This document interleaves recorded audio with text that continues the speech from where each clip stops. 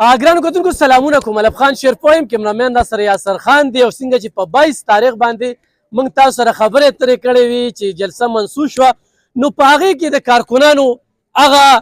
غصې موږ لیدلې وې. بیا خالد خان چې په کومه طریقه باندې هغه رضا کوله او دوی سره تحصیل ناظم فضل امین خو مو. نو نن چې زه سهار وختي راغلی ما، خو د سهار وختي نه حجرې ته خلک راتګ شروع دی او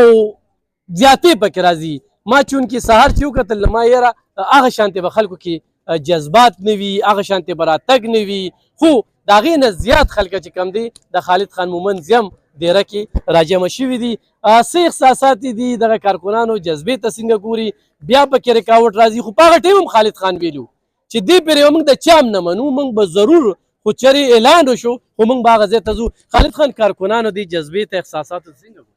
بسم الله الرحمن الرحیم. زه خو هر بار د خپل کارکنانو د پی ټی ای ورکرز د هغوی د سپورټرانو به حد مشکوري او شکریه ادا کوم، ځکه چې زموږ د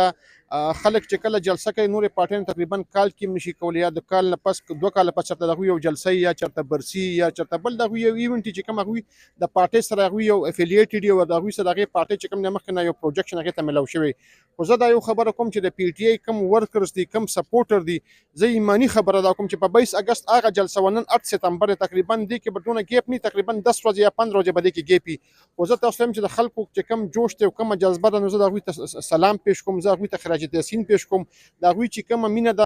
بیا چېرته اعلان وشو چې یاره انشاءالله دې ځله سی ایم صاحب چې کوم دی هغه مخکې په هغه ټایم کې خپل مکمل انتظامات کړي وو. د موږ سره چې کوم دی د سټیج تیار دی، موږ سره خپل چې کوم دی اکسیویټر شته، موږ سره لوډر شته، موږ سره چې کوم دي نور هغه انتظامات چې لکه کم از کم ساوند سیستم چې کوم اني ټایم ته په هر ځای کې هغه خپل شی چې کوم دی رکاوټونه هم ختمولی شي، ته هر ځای کې خپل یو جلسهګاه جوړولی شي او ته خپل ملګري چې کوم دی موټیویټ کولی شي. انشاءالله بیا دې ځله په پري پلان پروګرام دی، که دوی هر څه کوي نو انشاءالله موږ به دا جلسه کامیابوو او انشاءالله موږ به په بھرپور طریقې سره په دې جلسه کې شرکت کوو. خالد خان دا جلسې د جلوسونه په دې خرچې اخراجات ګاډي صوبایي حکومت په ایما یا په خپله یا کارپورټ خلک دا سوال کوي چې یاره د خزانې پیسې په دغه جلسو جلوسونو لګي. صاحب د خزانې پیسې خو زه ته دا وایم چې د خزانې پیسې خو نن سبا تاسو ته پته ده چې فیډرل حکومت چې کوم دی خپل پروینشنل حکومت لکه خپل چې کوم د هغې په رایټ کې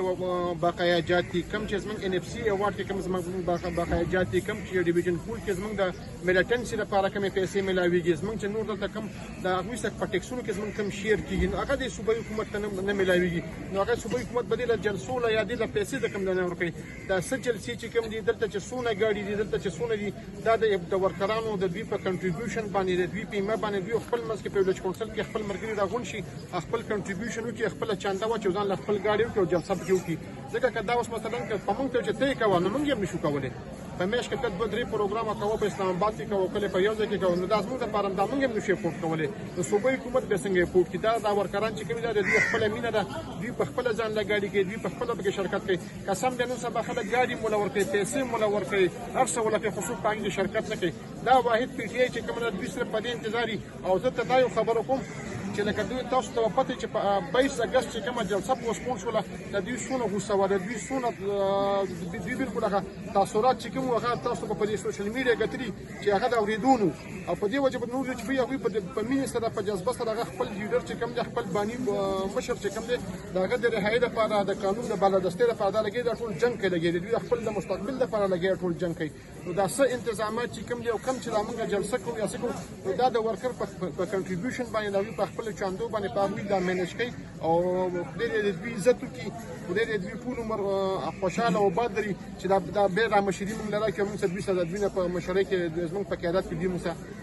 را روان شي. ډېره زیاته مننه کوم. ګرانو کتونکو دا حقیقت دی چې تحصیل تنګي کې یو خو د خالد خان په مشرۍ کې تنظیم تحصیل ناظم صدر دی، جنرال سیکرټري ورسره ښه تکړه دي، تنظیم هم کار کوي، ایم پی ایس صاحب هم کار کوي او ایم این اے ملک انور تاج هم د دوی ډېرې ته راغلي او دغه کارکنان به د دوی په قیادت کې چې کوم دی نو مخکې ځي. خو دلته کې خالد خان زیم چې هغه کومې تیاری کړي دي هغه سره کارکون ما چېرته د کارکون نه خو هغه ټیم هم جذبات و احساسات و خو د ایم پي ایس صاحب نه ګیله نه وه ما سره یو کارکون دا دی شاته ولاړ دی او ویډیو ته ما کړی و کاپي رایټ خلکو مونږ له راکړه لکه دلته کې زه راغلی وم هغه د ویډیو نورو خلکو قبضه کړې وه نن خو خوشحاله خلک بالکل څه وې په دې مقام بس چې د لار کې بیا دغه نه ان شاء الله دې ځل به جلسه کیږي هسې فرض که خو نه دې ځل موږ داسې انتظامات کړي دي د خیرات چې څنګه چې تاسو ته ویلې که نه کوم دی کې مثلا مشران ویل چې یاره مخکې نه ځو نو موږ باقي دی کې الحمدلله ان شاء الله دغه کوو جلسه به کوو انتظامات موږ داسې کړي دي کوم دی کې موږ درېدلو جلسه به ان شاء الله کیږي صحیح ګرانو کتونکو تحصیل تنګي کارکنانو ته خالد خان دغري خو چرې داسې جګه آوازه راله موږ به بیا خپله جلسه کوو او د عمران خان د رهایۍ لپاره به دغه اسلام آباد ته ځان رسوو